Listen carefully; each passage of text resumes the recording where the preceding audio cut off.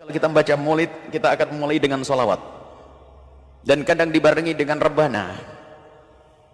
Dan sungguh rebana adalah diperkenankan Nabi SAW, dan kisahnya adalah seorang wanita yang pernah bernadar di saat Nabi berperang, lalu berkata kepada Rasulullah, "Ya Rasulullah, inni nadartu an adribad duffa ala ra'sika law sallamakallah."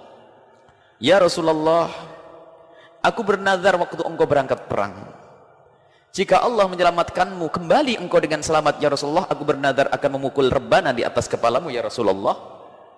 Spontan Nabi Muhammad menjawab, "Aufi binadrik," penuhilah nazarmu. Nah, di dalam bab nazar tidak ada memenuhi nazar tentang sesuatu yang haram.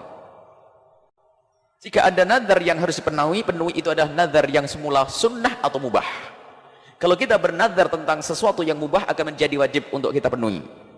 Artinya memukul rebana di saat kita bergembira, misalnya atas kedatangan Nabi atau keselamatan Nabi, maka yang demikian itu adalah antara sunnah dan mubah. Tidak ada yang mengatakan haram. Itulah yang diamalkan oleh para ulama untuk mengiringi rebana sanjungan kepada Nabi Sallallahu Alaihi Wasallam.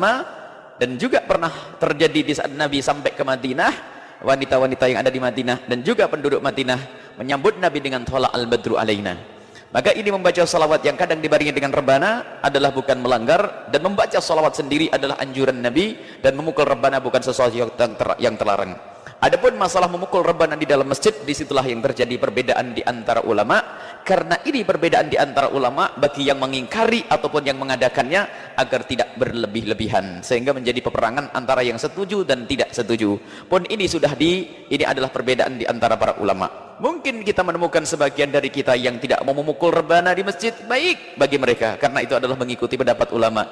Jika kita menemukan ada yang memukul rebana di masjid, tentu ini juga ada pendapatnya ulama. Selagi masalah khilaf seperti itu, jangan sampai kita saling merendahkan, saling menyalahkan. Dan jika kita masuki masjid, ternyata orang di situ tidak memukul rebana di dalam masjid, kita hormati, kita hargai. Dan mereka punya hujah yang sangat kuat. Punya hujah yang sangat kuat agar tidak memukul rebana di masjid. Akan tapi di saat kita menemukan orang memukul rebana di masjid, kemudian waktunya pun khusus, bukan waktu orang melakukan sholat berjamaah dan seterusnya, maka kita pun juga harus menghargai. Bahkan ada riwayat dari Nabi SAW masalah pernikahan, a'linun nikah fil masjidi wadribu alaihi biddufi. Kalau ada pernikahan, hendaknya lakukan di masjid dan pukul rebana. Artinya memukul rebana untuk gembira atas sebuah pernikahan boleh dilakukan di masjid. Cuman ini pun hadis bagi orang yang tidak mau memukul rebana di masjid, dikatakan hadis ini adalah tidak benar dan sebagainya. Intinya bahwa memukul rebana di dalam masjid terjadi perbedaan di antara ulama. Kita harus ngerti apa perbedaan di antara ulama. Bukan untuk saling ngece, saling merendahkan. Kok kayak punya surga saja. Kita kadang-kadang teman-teman urusan begini nggak habis-habisnya.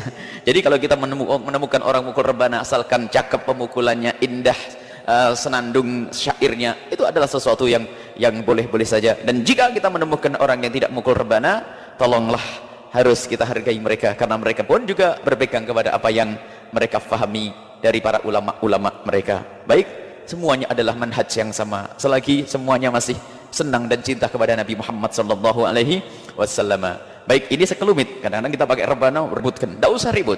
Kenapa harus meributkan?